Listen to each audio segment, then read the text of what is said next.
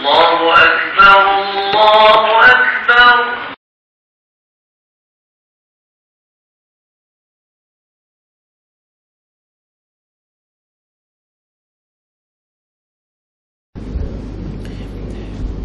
Assalamualaikum warahmatullahi ta'ala wabarakatuh. A'udzubillahi minasyaitonirrajim. Bismillahirrahmanirrahim. Alhamdulillahi rabbil alamin. Wassalatu wassalamu ala sayyidina Muhammad as-sadiqil wa'dil amin. Allahumma la ilma lana illa ma 'allamtana innaka antal alimul hakim. Allahumma 'allimna ma yanfa'una وانفعنا بما علمتنا وزدنا علما وأرنا الحق حقا وارزقنا اتباعه وأرنا الباطل باطلا وارزقنا اجتنابه واجعلنا ممن يستمعون القول فيتبعون أحسنه وأدخلنا برحمتك في عبادك الصالحين. رب اشرح لي صدري ويسر لي أمري واحلل عقدة من لساني يفقه قولي. أما بعد. Yang dimuliakan dan dikasihi Tuan Imam, Tuan Bilal, seluruh muslimin dan muslimat sekalian, alhamdulillah kita bersyukur kepada Allah Subhanahu wa taala kerana masih lagi diberikan peluang kepada kita untuk meneruskan kehidupan di atas muka bumi ini. Masih lagi diberikan kepada kita hidayah, inayah dan juga kesihatan yang baik, yang dengannya kita dapat menunaikan ibadah kepada Allah Subhanahu wa taala sebagai bekalan untuk kita berada di hari akhirat nanti. Okay, muslim dan muslimat sekalian, sekarang kita berada di minggu yang pertama di bulan Syaban.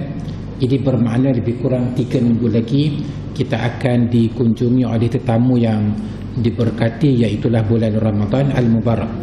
Jadi insyaAllah pada malam ini kita akan berbicara berkaitan dengan soal jawab berkenaan dengan Ramadan. Ayuhal ikhwatul a'izza, tuan-tuan dan puan-puan yang dimuliakan, hal tafakkarta yawman fi haqiqati wujudika? Adakah kamu pernah terfikir suatu hari apakah hakikat kewujudan kamu di dunia ini? Pernah kita fikir, aku berada di atas muka bumi ini, apakah hakikat? Apakah hakikatnya? Kaifa hamalatka ummuka summa waladatka? Bagaimana ibu kamu telah mengandung kamu dan telah melahirkan kamu?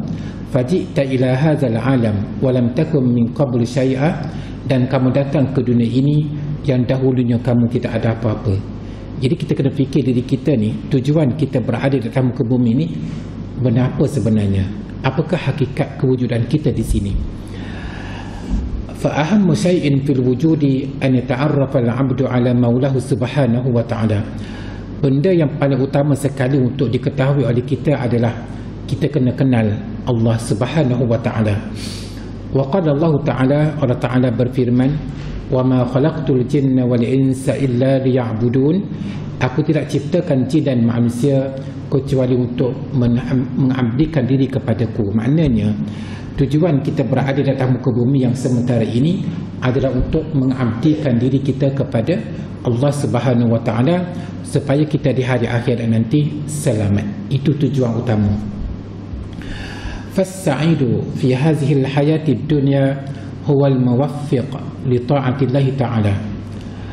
Fas-sa'idu fi hadhihi al-hayati ad-dunya, orang yang bahagia dalam kehidupan dunia ini, huwa al-muwaffaq, saya sebut aja dengan huwa al-muwaffaq li ta'ati Allah ta'ala, adalah orang yang diberi taufik oleh Allah Subhanahu wa taala untuk melakukan perkara-perkara ketaatan. Jadi kita datang masjid ini kerana kita diberi taufik. Kita sehari-hari kita buat kebaikan tu kerana kita dipilih oleh Allah Subhanahu wa taala untuk mendapat taufik dan hidayahnya. Kan? Itu dipanggil orang yang bahagia. Wal istijabati li amri, dan orang yang istijabahkan menerima segala suruhannya. Wal inqiyad bi syar'ihi, tunduk kepada syariatnya. Wasyaqiyyu fiha huwa allazi hurima at-taufiq bizalika. Orang yang celaka, orang yang mendapat kecelakaan adalah orang yang terhalang daripada mendapat taufik. Kan katakanlah orang tu dengar je azan kan, tahu sangat kan azan memanggil untuk datang ke masjid, tapi tak datang sebab tidak ada taufik. Tu taufik tu penting. Wa 'alal 'abdi an ya'lama anna ta'atahu lillahi innama tanfa'uhu huwa. Seseorang itu dia kena tahu bahawa ketaatan yang kita buat kepada Allah Subhanahu wa taala, amal ketaatan tersebut, amal kebajikan tersebut, amal soleh tersebut adalah memberi manfaat kepada diri kita, bukan kepada orang lain, kepada diri kita. Wa anna ma'siyatahu innama tadurruhu. Manakala maksiat yang kita lakukan, maka maksiat tersebut akan memudaratkan diri kita dan bukan memudaratkan orang lain. Wala tadurrullaha syai'a, dan sedikit pun tidak memberi mudarat kepada Allah Subhanahu wa taala. Katakanlah orang tu dia tak sembahyang, sedikit pun tidak memberi mudarat kepada Allah Subhanahu wa taala, sebaliknya memberi mudarat kepada orang yang melakukan maksiat tersebut. Okey. Walam nukhlaq lil baqa'i fid dunya. Kita tidaklah diciptakan untuk kekal di dunia. Tak ada orang yang kekal di dunia, tak ada. In tablughil 20 min al-umri fi zamanina hadha wa anta la tudakhil wa la tashrabul khamra wa la tata'atal mukhaddarat wa ghayru waqi' fil hubbi wa tuhafizu 'ala as-salawati al-khams fil masajid fa anta syabun mumtaz. In tablugh al-20 min al-umr, sekiranya kamu telah melepasi umur 20, kan, remaja-remaja kan, fi zamanina haza, di zaman kita sekarang, wa anta la tudakhil, dan kamu tak pernah merokok. Jangan nak cari remaja yang tak merokok kan, jarang kan. Wala tashrabul khamra, dan tidak minum arak. Wala tata'atal mukhaddarat, dan tidak mengambil najis dadah. Wa ghayru waqi' fil hubbi, dan tidak terjebak dalam percintaan gawe laki dan perempuan. Wa tuhafizu 'ala salawatil khamsi fil masajid, dan kamu sentiasa menjaga sembahyang kamu, menunaikannya di masjid, sembahyang 5 waktu. Fa anta syabun mumtaz, kamu adalah pemuda yang terpilih, pemuda yang terbaik. Tapi kita nak cari pemuda macam ni sekarang ini memang sukar. Kalau ada anak kita yang macam ni, kita bersyukur sangat. Umur 20-an dah kenal agama. Okay.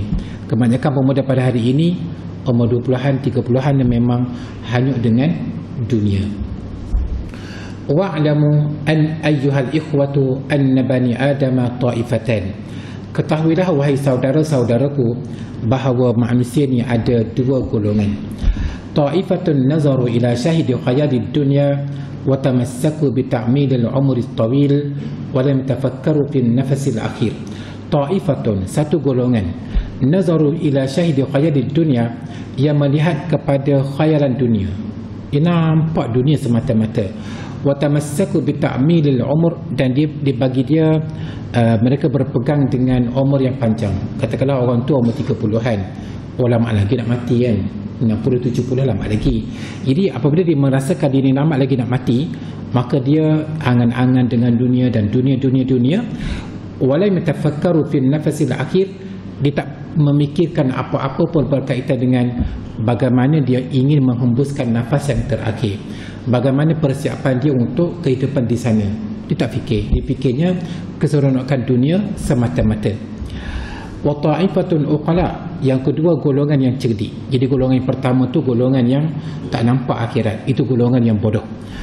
Wa ta'ifatun uqala, golongan yang cerdik, ja'alun nafasal akhira nasiba a'yunihim liyanzuru ma za yakunu masirahum. Golongan yang menjadikan al-nafasal akhir, dia panggil apa, nyawa yang terakhir kan, hembusan nyawa terakhir tu, sebahagian daripada pandangan mereka, liyanzuru ma za yakunu masirahum, supaya mereka dapat melihat apakah bagaimana tempat kembali mereka. Wa kaifa yakhrujuna minad dunya wa yufariqunaha wa imanuhum salimun, dan mereka memikirkan bagaimana mereka ini dapat keluar daripada dunia dan mereka berpisah daripada dunia dalam keadaan iman mereka selamat. Wala tamutunna illa wa antum muslimun, janganlah kamu mati kecuali kamu dalam keadaan yang Islam, menyerah diri kepada Allah Subhanahu wa taala. Jadi orang ini sentiasa memikirkan bagaimana kehidupan selepas mati. Wa man lazi yanzilu ma'ahum minad dunya fi quburihim, dan mereka memikirkan apakah bekalan yang mereka ingin bawa bersama mereka semasa mereka berada di alam kubur. Jadi kita dapati bahawa manusia ni ada dua jenis. Jenis yang pertama tak nampak akhirat, maka dia pun kejar dunia. Golongan yang kedua, golongan yang nampak dunia dan nampak akhirat. Dunia pun dia nak senang, apatah lagi akhirat. Maka dia memikirkan apakah bekalan-bekalan yang akan dibawa untuk berada di alam akhirat nanti. Wa qala Allah Ta'ala, Allah Ta'ala berfirman, hatta idza jaa ahaduhumul maut qala rabbi irji'un la'alli a'malu salihan fima taraktu kalla innaha kalimatun huwa qailuha wa min wara'ihim barzakhun ila yaumi yub'atsun.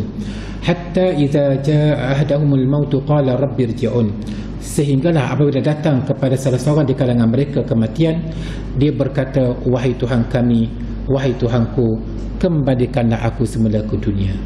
Maknanya Allah Ta'ala beritahu dalam Quran bahawa manusia ni apabila dia mati, masuk dalam kubur, dia mengadu kepada Tuhan mereka, dia mengadu kepada Tuhannya bahawa Rabbirji'un, wahai Tuhanku, kembalilah semula aku ke dunia. Sebab apa?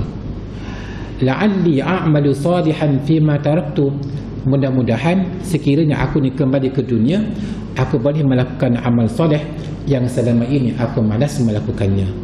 Kalau dahulunya tak datang masjid, mati je dia berangan-angan minta dengan Allah untuk datang ke dunia kembali, untuk datang masjid. Tapi apabila kadalah mereka itu kembali ke dunia pun, mereka tak akan kembali juga ke masjid pun. Itu tabiat manusia kan. Allah Ta'ala kata, kalla, sekali-kali tidak. Apabila kamu dah mati, kamu tak boleh dah kembali ke dunia. Innaha kalimatun huwa qailuha, itulah perkataan yang akan dikatakan olehnya. Wa min waraihim barzakhun ila yaumi yub'atsun, dan di belakang mereka, di hadapan mereka ada alam barzakh, alam kubur, sampailah mereka dibangkitkan di hari akhirat. Jadi maknanya perjalanan kita ni jauh. Selepas kita mati ada alam barzakh, selepas alam barzakh ada alam akhirat. Kalau kita tak ada bekalan yang kita lakukan sekarang, maka kita rugi di sana. Kita minta dengan Allah, ya Allah Tuhanku, kembali semula aku ke dunia, aku nak amal soleh. Sebab tu orang yang faham agama ni, dia menjadikan anak-anak dia sebagai anak-anak yang soleh, di mana wa waladun salihun yad'u lahu, anak yang soleh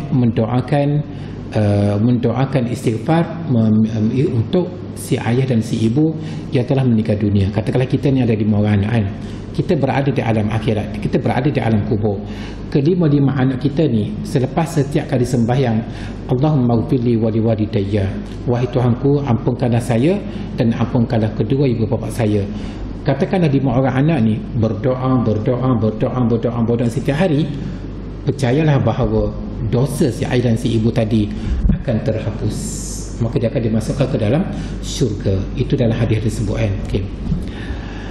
Ayuhal ikhwatul a'izza, tuan-tuan dan puan-puan sekalian, innal jazaa'al haqiqiyya ala a'malil ibadi yakunu fil akhirah, sesungguhnya balasan yang sebenar-benarnya terhadap perbuatan hamba di dunia ini akan dibalas di hari akhirat. Kita sembahyang, pahalanya akhirat. Kita puasa, pahalanya akhirat. Kita sedekah, pahalanya akhirat. Kita baca Quran, pahalanya akhirat. Kita datang ke majlis ilmu seperti ini, pahalanya akhirat. Maknanya balasan akan diberikan di hari akhirat. Li'annaha hiya darul jaza'il mahd, kerana hari akhirat merupakan tempat menerima balasan. Faqad qala Allah Ta'ala, Allah Ta'ala berfirman, kullu nafsin za'iqatul maut, setiap yang bernyawa pasti akan menemui kematian. Wa innama tuwaffawna ujurakum yawmal qiyamah, sesungguhnya kamu akan diberi balasan kamu di hari akhirat. Faman zuhziha 'anil nari wa udkhilal jannata faqad faz, sesiapa yang selamat daripada neraka dan dimasukkan ke dalam syurga, faqad faz, itulah orang yang berjaya. Wa mal hayatud dunya illa mata'ul ghurur, tidaklah kehidupan dunia ini kecuali keseronokan yang menipu daya. Ini taklah cerita dalam Quran. Yang pertama, setiap kita ni yang bernyawa ni akan menemui kematian. Yang kedua, kita akan menerima balasan ganjaran pahala di hari akhirat. Yang ketiga, siapa yang selamat daripada neraka dan dimasukkan ke syurga, itulah orang yang berjaya. Dan yang keempat, tidaklah kehidupan dunia ini kecuali keseronokan yang tertipu daya. Ramai tertipu dengan kemewahan dunia, tak ada nak cara langsung berkenaan akhirat. Itulah orang yang rugi sangat-sangat. Walakin qad yujzal 'abdu 'ala ba'd 'amalihi fid dunya qabla al-akhirah. Tapi seseorang itu mungkin dia diberi balasan yang awal sebelum akhirat lagi dah, dan dia mendapat balasan baik. Kama qala Allah Ta'ala, sebagaimana firman Allah Ta'ala, man 'amila salihan min zakarin aw unsa wa huwa mu'min falanuhyiyannahu hayatan thayyibah. Sesiapa yang melakukan amal soleh, sama ada lelaki atau perempuan, dalam keadaan dia beriman, kami akan berikan kepadanya kehidupan yang baik. Contohnya kita ni alhamdulillah Allah Ta'ala pilih kita menjadi orang yang baik. Kita orang yang baik, isteri orang yang baik, anak-anak pun kita didik menjadi anak-anak yang baik. Maka kita dapat merasakan kehidupan kita ni alhamdulillah, rasa seronok sangat, rasa berharga sangat hidup ni. Kita tahu masalah hidup kan. Jadi Allah Ta'ala kata falanuhyiyannahu hayatan tayyibatan, kami akan berikan kepadanya kehidupan yang baik. Walanajziyannahum ajrahum bi ahsani ma kanu ya'malun, dan kami akan berikan balasan kepada mereka dengan balasan yang terbaik terhadap apa yang mereka kerjakan selama ini. Itu janji Allah Subhanahu wa taala kepada orang-orang yang melakukan amal kebaikan. Jadi kita dapat merasakan kehidupan yang baik itu semasa di dunia lagi, apatah lagi di hari akhirat. Ayuhal ikhwah, tuan-tuan dan puan-puan, kaifa yasta'idul muslimu di syahri Ramadan? Bagaimanakah seseorang itu membuat persiapan untuk masuk bulan Ramadan? Yang pertama dia kata memarasatud doa qabla maji'i Ramadan kamisli. Yang pertama kita kena doa. Sekarang kita berada di bulan Sya'ban, sebelum ni kita berada di bulan Rajab. Ketika mana kita berada di bulan Rajab, kita berdoa, Allahumma barik lana fi Rajabin wa Sya'bana wa ballighna Ramadana. Wahai Tuhan kami, berkatilah kami di bulan Rajab dan berkatilah kami di bulan Sya'ban, dan sampaikanlah kami di bulan Ramadan. Apabila kita berada di bulan Sya'ban, kita berdoa, Allahumma barik lana fi Sya'bana wa ballighna Ramadan. Wahai Tuhan kami, berkatilah kami di bulan Sya'ban dan sampaikanlah kami di bulan Ramadan. Itu maknanya kita nak masuk Ramadan ni, kita dah rasa dah. Kita minta dengan Allah supaya Ta'ala panjangkan umur kita dan kita sempat dengan bulan Ramadan nanti. Yang kedua, cara kita nak masuk Ramadan ni, dia kata niyatun yanbaghi istishabuha qabla dukhuli Ramadan. Kita kena pasang niat. Nak masuk Ramadan ni kita kena pasang niat. Fa fi sahih Muslim an Abi Hurairah radhiyallahu anhu fil hadis al-qudsi. Dalam satu hadis qudsi Allah Taala berfirman, "Idza tahaddasa 'abdi bi an ya'mala hasanatan fa ana aktubuha lahu hasanatan." Apabila seseorang itu ada pasang niat nak melakukan kebaikan, maka aku catat kepada baginya satu kebaikan. Maknanya nak masuk Ramadan ni kita niat gapo kan. Kita niat tu Allah Taala dah catat kebaikan untuk kita. Gapo kita kena niat. Wa minan niyatil matlubati fi hadzal syahri, di antara niat yang boleh kita pasang sekarang untuk kita masuk bulan Ramadan nanti, awalan, yang pertama, niyatu khatimil Quran ma'at tadabbur. Kita pasang niat masuk Ramadan nanti, aku nak khatam Al-Quran paling kurang sekali. Cara nak khatam Al-Quran paling kurang sekali adalah dengan kita membaca sehari sejuzuk, bermakna 30 hari 30 juzuk. Kita kena ada kita kena ada keazaman. Kita pasang niat. Yang lebih baik kita habiskan satu juzuk sehari di rumah kita. Dan kalau biasa masjid dia ada halaqah kan, petang-petang lepas asar kan, ataupun selepas subuh tu dia ada halaqah dia, satu hari satu juzuk, bermakna kita dapat khatam 2 kali selama sebulan. Ada orang dia satu hari dia dapat baca 10 juzuk sehari, bermakna 3 hari khatam, 3 hari khatam, 3 hari khatam. Itu biasanya orang yang hafaz Al-Quran 30 juzuk kan, dia baca di mana-mana sahaja. Kalau Al-Imam Asy-Syafi'i diriwayatkan bahawa Asy-Syafi'i rahimahullah, ya imam mazhab kita ni, dia khatam Ramadan 60 kali. Bermakna satu hari 2 kali khatam. Bermakna 30 hari 60 kali khatam. Lagu mana wallahu alam. Itu yang diriwayatkan, kan? Dan yang terbaik, sampai kita membaca Al-Quran, kita kena faham isi kandungan dia. Itu dipanggil niyatul khatimil Quran ma'at tadabbur. Mana kita tadabbur, maknanya kita baca Quran, kita pun tengok apa petikan dalam bahasa Melayu tu, apa maksud dia, apa maksud dan sebagainya. Itu yang terbaik. Maknanya bulan Ramadan merupakan bulan Al-Quran. Kita sentiasa. Yang kedua, niyatut taubatis sadiqati min jami'i zunubi as-salifah. Kita kena ada niat, kita nak bertaubat daripada segala dosa yang lepas. Jadi sebelum masuk Ramadan ini, kita kena bertaubat kepada Allah Subhanahu Wa Taala supaya kita masuk Ramadan dalam keadaan jiwa kita bersih. Kan Nabi SAW bersabda, at-taibu minaz zambi kaman la zambalah. Orang yang bertaubat daripada dosa, maka tidak ada dosa baginya. Jadi alangkah cantiknya, alangkah comelnya, alangkah baiknya kita masuk Ramadan dalam keadaan yang kita tak ada dosa. Kita bertaubat. Bertaubat di mananya kita menyesali dosa-dosa yang lepas. Kan kalau boleh kita alirkan air mata, kan. Kita sembahyang tahajud tu, kita sujud lama dalam sujud yang terakhir tu, kita menyesal terhadap perbuatan kita yang gini masing-masing tahu dosa dia masing-masing, kita mengalirkan air mata. Itu yang terbaik, kan. Okey. Yang ketiga, niyatun ay yakuna hadha ash-shahru bidayatan tilaqatin bil khairi wal amali salih. Niat, kita pasal niat kita masuk bulan Ramadan, kita nak buat benda baik. Kalau selama ini mungkin kita adalah suka mengepak orang tu, mengepak orang ni, kan, selama ni, kan. Tapi masuk Ramadan nanti kita berazam tak sedah mengepak. Sebab mengepak ini bahayanya pahala kita ni lebih kat orang. Itu makna mengepak. Maknanya kita mengepak, maknanya kita menceritakan keburukan orang. Bermakna pahala kita buat ni lebih kat orang. Rugilah, kan. Jadi bermakna masuk Ramadan nanti kita niat, aku tak saya mengepak sampai bila-bila. Okay. Rabi'an, yang keempat, niyatu kasbi akbari qadrin mungkin min al-hasanat fi hadha ash-shahri. Sempena kedatangan Ramadan, aku berazam untuk nak mencari pahala sebanyak mungkin. Sebab itulah maknanya sepanjang Ramadan ini kita disunatkan, kita digalakkan untuk kejar pahala. Manakala dosa dan benda jahat jangan buat. Okey. Sebab itulah kita kena faham apakah perkara-perkara yang perlu kita lakukan di bulan Ramadan. InsyaAllah kuliah akan datang kita akan tunjukkan apakah amal-amal soleh yang perlu dilakukan oleh kita sepanjang Ramadan. Khamisan, yang kelima, niyatu tasahihi suluk wal khuluq wal muamalah al hasanah di jami'in nas.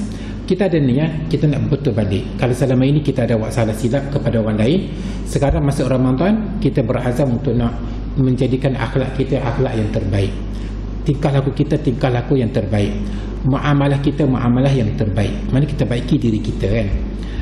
Sadisan, yang keenam, taqsisu mablaghin maqtu'in min rabatika min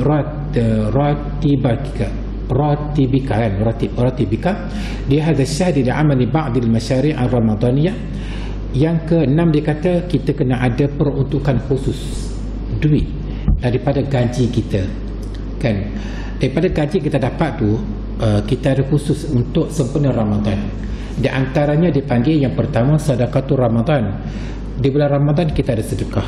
Kita sedekah orang fakir miskin, kita sedekah pada jiran yang susah, kita masukkan dalam tabung Ramadan, kan. Kalau macam saya dah pasang dah, dia panggil tabung Ramadan, kan. Maknanya ada produk lah, ikut kemampuan kita. Kalau kita mampu RM5, RM5. Kalau kita mampu RM10, RM10. Kalau kita mampu RM50, RM50. Maknanya mengikut kemampuan kita. Kena ada juga sedekah di bulan Ramadan. Yang kedua, ta'allumu fiqhi as-siyami min khilali ad-durus al-'ilmiyyah fil masajid wa ghayriha. Sempena masuk Ramadan, kita kena mengulang kaji berkaitan dengan puasa. Sekarang ni betul lah ni, mana kita nak masa Ramadan ni kita ulang kaji balik, walaupun kita dah puasa 30 tahun, 40 tahun, 50 tahun, tapi nak masuk Ramadan kita ulang kaji balik kan, kita muzakarah balik berkaitan dengan perkara-perkara berkaitan dengan puasa. Yang ketiga, al-ishtiraku fi masyru' iftar saim. Kita ada saham dalam memberi makan kepada orang yang berbuka puasa. Jadi kalau kita ada duit kan, kita beli kurma 1 kilo dalam RM50, RM60 kot yang model tu lah. Kalau yang biasa tak sampai pun. Mana kita peruntukkan 1 kilo tu, kita packing kecil-kecil, kita bagi rumah-rumah jiran kita tu, ataupun orang datang masjid, kita bagi. Pahalanya sekali ganda kita puasa. Kita puasa dapat pahala. Kita bagi makan kepada orang berbuka puasa apa-apa sahaja pun, kita dapat sekali ganda pahala puasa. Jadi untungnya. Ataupun kalau kita ada duit lagi, kita masuk dalam dalam senarai majlis iftar masjid kan. Hari pertama siapa, hari kedua siapa, hari ketiga siapa. Kalau kita tak mampu 300, katakanlah sehari tu RM300 katalah, kita berilah ke sekolah kita mampu share sama 100 ke 200 ke RM50 ke. Yang penting kita nak pahala yang berganda dengan kita memberi makan kepada orang yang berbuka puasa. Okey, sekarang kita masuk kepada soalan. Soalan awal, soalan yang pertama, ma ta'rifus siyam? Apakah ta'rif puasa? As-siyamu lughatan al-imsak. Puasa dari segi bahasa dengan makna menahan diri. Kalau kita tengok setengah doktor pada kita nak buat pembedahan tu, disuruh kita puasa, itu dipanggil as-siyamu lughatan, maknanya puasa dari segi bahasa dengan makna menahan diri. Wa syar'an, dari segi syarak, at-ta'abbudu lillahi azza wa jalla bil insaki 'anil akli wasyurbi wa sa'iril mufattirat min tulu'il fajri ila ghurubi syamsi. At-ta'abbudu lillahi azza wa jalla bil imsak 'anil akli wasyurbi, kita mengabdikan diri kepada Allah azza wa jalla dengan kita tak makan tak minum sepanjang hari. Katakanlah kita berada di rumah seorang diri kan, tak ada isteri, tak ada anak-anak, tak ada adik-beradik. Kalau ikut orang yang nak minum air sejuk dalam peti, tak ada orang tahu pun kan? Kita dah bersahur kan, kita berbuka bersama mereka kan, maknanya tak ada orang tahu pun. Tapi oleh kerana kita ni mengabdikan diri kepada Allah Subhanahu Wa Taala, kita tak sanggup minum air sejuk walaupun musim tu musim panas. Itu dipanggil at-ta'abbudu lillahi azza wa jalla bil imsaki 'anil akli wasyurbi kan, wa sa'iril mufattirat, dan lain-lain perkara yang membatalkan puasa. Min tulu'il fajri, daripada terbit fajar, ila ghurubis syamsi, sehinggalah tenggelam matahari. Maknanya bermula daripada masuk waktu subuh sampai kepada masuknya waktu maghrib, kita menahan diri daripada makan dan minum dan perkara-perkara membatalkan puasa semata-mata untuk mengabdikan diri kepada Allah azza wa jalla. Soalan yang kedua, as-su'al tsani, ma hukmu siyam Ramadan? Apakah hukum puasa Ramadan? Siyam Ramadana faridatun fardaha Allah azza wa jalla ala ibadihi. Puasa Ramadan adalah suatu fardu yang difardukan oleh Allah azza wa jalla ke atas hamba-hambanya. Jadi kalau orang yang tak puasa, di mana Islam dia? Di mana Islam dia? Adakah dipanggil kumpulan supit hitam? Kan dia pagi-pagi tu dia bagi nasi sama-sama dia kan? Jadi kalau dia tu orang Islam, dia puasa. Jadi kalau dia tak puasa, di mana Islam dia kan? Jadi maknanya Ramadan ini merupakan, puasa Ramadan merupakan satu fardu, suatu kewajipan yang difardukan oleh Allah azza wa jalla kepada hamba-hambanya yang beriman. Yadullu ala zalikal kitab was sunnah wal ijma'u. Dari daripada Quran ada, dari daripada hadis pun ada, dan dari daripada ijma' ulama pun ada. Ammal kitabu faqawluhu ta'ala, adapun Al-Quran firman Allah Ta'ala, ya ayyuhallazina amanu, wahai orang-orang yang beriman, kutiba alaikumus siyamu kama kutiba alal ladzina min qablikum la'allakum tattaqun.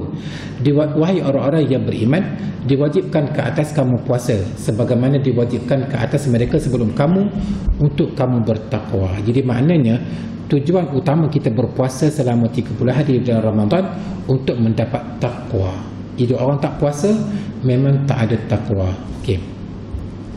Wa amma min as-sunnati faqad rawa al-Bukhari wa Muslim fi sahihayhima min hadits Abdullah bin Umar radhiyallahu anhuma anna Rasulullah sallallahu alaihi wasallam qala daripada sunnah pula Nabi SAW bersabda, bunyal Islam ala khamsin, Islam dibina di atas 5 perkara. Syahadatu an la ilaha illallah wa anna Muhammadan Rasulullah. Yang pertama, penyaksian bahawa tidak ada Tuhan yang sebenar melainkan Allah dan Muhammad itu adalah Rasulullah. Wa iqamus salah, yang kedua mendirikan sembahyang. Wa ita'uz zakah, yang ketiga menunaikan zakat. Wa hajjul bait, yang keempat menunaikan haji. Wa saumur Ramadan, dan puasa Ramadan. Jadi Islam tertegak di atas 5. Kalau tak ada puasa, maka cacatlah, kan? 5 perkara ini. Wa ajma'al muslimun ala fardiyati saumi. Semua orang Islam di dunia ni bersepakat mengatakan bahawa puasa Ramadan itu adalah wajib. Faman ankara fardiyatahu fahuwa murtaddun, na'udzubillah. Siapa yang mengingkari kefarduan puasa, maka dia keluar daripada Islam dan dia adalah orang yang murtad. Jadi kalau dia mati dalam keadaan macam tu, tak boleh sembahyang jenazah dia, tak boleh mandi jenazah dia, dan tak boleh dikuburkan di perkuburan orang Islam sekalipun nama dia Abdullah. Nama comel kan, tapi dia kata puasa tak wajib atas dia, maka bila dia mati, maka tak boleh ditanam di kubur orang Islam. Na'udzubillah. As-su'alus sadis, soalan yang ketiga. Ma syurutus saum, apakah syarat puasa? Yajibus saum ala kulli muslimin balighin aqilin qadirin ala saum. Diwajibkan puasa kepada setiap orang Islam. Sebut orang Islam, maka dia wajib berpuasa di mana dia berada. Yang kedua, balik, orang yang sampai umur. Sampai umur ni dapat dikenali, yang pertama melalui mimpi keluar mani, itulah kan. Walaupun umur dia 10 tahun, 11 tahun kan. Kalau tak ada mimpi keluar mani tu, dia sampai umur 15 tahun 15 tahun Hijri, maka dia sampai umur. Bagi kanak-kanak yang belum sampai umur, digalakkan mereka berpuasa. Tak wajib, tapi digalakkan. Mungkin kita anak kita umur 7 tahun, 8 tahun kan, kita dah latih hari ini separuh hari, besok tambahkan lagi macam, lusa tambahkan lagi, tambah lagi, supaya ditakwid, supaya anak-anak kita ni dibiasa dengan puasa. Apabila mereka sampai umur nanti, mereka tak berat untuk puasa. Jadi kalau daripada kecil lagi kita tak ajar anak kita puasa, maka ditakuti dan dibimbangi sampai umur nanti tak puasa. Yang ketiga, akil, orang yang berakal. Orang gila tak wajib. Orang yang berakal wajib. Qadirin ala saum, ada kemampuan untuk puasa. Katakanlah orang tu dia sakit tenat, tak mampu puasa, maka dia tak wajib puasa, kan? Dia hanya perlu bayar fidyah. Maknanya 1 hari 1 cupak, 30 hari 30 cupak. Kalau dalam RM saya tak pasti berapa ringgit. Maknanya itu sahaja yang perlu. Katakanlah dia ni orang yang sakit, yang tak ada harapan sembuh, maka dia tak berwajib puasa. Ataupun orang yang menyusukan anak. Kalau dia menyusukan anak, dia kata kalau saya puasa, saya tak larat, maka dia diberikan kebenaran untuk dia tak puasa, tapi dia kena gantilah. Okey kan? Okay. As-soalur rabi', soalan yang keempat. Mata yajibu aqdun niyyati li shaumi Ramadan? Bilakah kita wajib pasang niat? Bilakah kita wajib pasang niat untuk puasa Ramadan? Jawapan dia, yajibu an yanwiyahu qabla tulu'il fajri. Menjadi kewajipan kepada kita untuk niat puasa Ramadan ini, dipanggil sejak daripada masuk waktu maghrib sampailah kepada sebelum masuk waktu subuh. Maknanya kita boleh niat awal lagi, mana masa kita buka puasa tu, kita ada niat, aku puasa besok hari daripada Ramadan kerana Allah Ta'ala. Di perkataan sahaja ni tak ada pun dalam bahasa Arab. Sahaja kan, kita diajar kan, sahaja aku puasa besok hari kan, sahaja aku sembahyang fardu maghrib kan. Kalau tak sebut, boleh tak? Boleh. Sebab sahaja pun tak ada pun dalam niat tu. Maknanya kalau kita direct, kita niat katakan bahawa aku puasa besok hari bulan Ramadan, tak ada, tak sebut sahaja tak apa. Tapi kalau kita dah biasa dengan sahaja, silalah kan. Tapi kalau tak sebut sahaja, tak apa. Maknanya kita dah niat besok aku puasa Ramadan ni, ta'ala pun boleh, tak ada masalah. Yang penting dalam masa yang diberikan daripada waktu maghrib sampai waktu subuh, panjangkan masa kan. Sama ada waktu berbuka ke, waktu selepas maghrib ke, semasa nak tidur ke, masa sahur ke, bebas kita nak niat puasa. Fa illam yanwi hatta tala'al fajru fa siyamuhu batilun. Kalau dalam hati dia ni tak ada perasaan niat untuk nak puasa besok hari tu, maka puasa dia adalah tak sah. Walau bagaimanapun dia tak boleh makan, tak boleh minum. Katakanlah kata saya ni tak niat malam tadi, maka tak salah puasa saya hari ini. Tapi tak boleh makan, tak boleh minum. Dia kena raih juga puasa orang lain. Yadullu ala zalika ma jaa inda Malik wan Nasa'i min hadis Ibnu Umar radhiyallahu anhu annahu qala. Nabi sallallahu alaihi wasallam bersabda, la yasumu illa man ajma'a as-siyam qabla al-fajr. Tidak ada puasa, tidak sah puasa kecuali mereka yang pasal niat sebelum masuk waktu subuh. Okey. Bi khilafin niyati li siyam at-tatawwu' fa tasihu min an-nahar. Berlainan dengan dipanggil apa? Dengan puasa sunat. Kalau puasa sunat, kita boleh niat waktu pagi dengan syarat kita tak sarapan lagi. Katakanlah pada pagi tu kita tanya isteri kita, ada tak sarapan pagi? Tak ada. Kita pun katalah, oh kalau macam tu aku nak puasa lah. Maka tak apa, itu puasa sunat. Puasa wajib tak boleh. Puasa wajib diberikan tempoh sejak daripada masuk waktu maghrib sampailah kepada masuknya waktu subuh. Dalam tempoh itu kita boleh niat. Okey.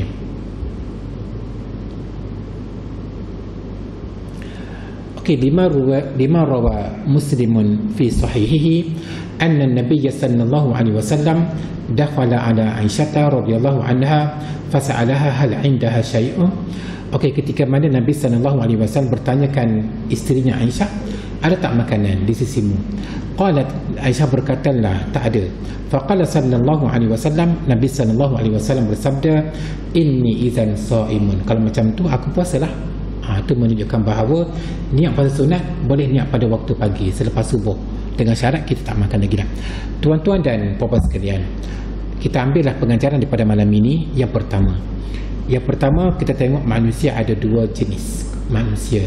Manusia yang pertama, manusia yang memikirkan bagaimana dia nak bawa amalan-amalan kebajikan untuk hari akhirat. Itu manusia yang cerdik. Manusia yang kedua, dia tak cara akhirat dia. Dia nampaknya dunia. Itu orang yang bodoh. Kita alhamdulillah Ta'ala pilih menjadi mereka yang mendapat taufik. Yang kedua, kedatangan Ramadan adalah merupakan bulan yang diberkati, di mana di bulan Ramadan ini Allah Ta'ala buka pintu syurga, maknanya kebaikan sedang dilakukan. Ditutup pintu neraka, maknanya kejahatan payah dilakukan. Dan yang ketiga, syaitan diikat bagi orang yang puasa. Orang puasa bermakna diikat syaitan, dia tak diganggu dia boleh buat amal ibadat dengan sebanyak mungkin. Jadi mudah-mudahan dengan kedatangan Ramadan ini kita faham apa yang perlu kita buat. InsyaAllah pada yang kita ada lagi dalam 2 minggu lagi untuk kita hadamkan berkaitan mahil a'malul lati tu'amalu min khilal Ramadan. Apakah amalan-amalan sepatut kita lakukan sepanjang Ramadan. Jadi aqulu qawli hadza wa astaghfirullahal azim li wa lakum. Wassalamu alaikum warahmatullahi taala wabarakatuh. Bismillahirrahmanirrahim. Allahumma arhamna bil Qur'an waj'alhu lana imaman wa nuran wa hudan wa rahmah. Allahumma zakkirna minhu ma nusina wa 'allimna minhu ma jahilna. وارزقنا تلاوته آناء الليل وأطراف النهار واجعله لنا حجة يا رب العالمين. وصلى الله على سيدنا محمد وعلى آله وصحبه وسلم والحمد لله رب العالمين.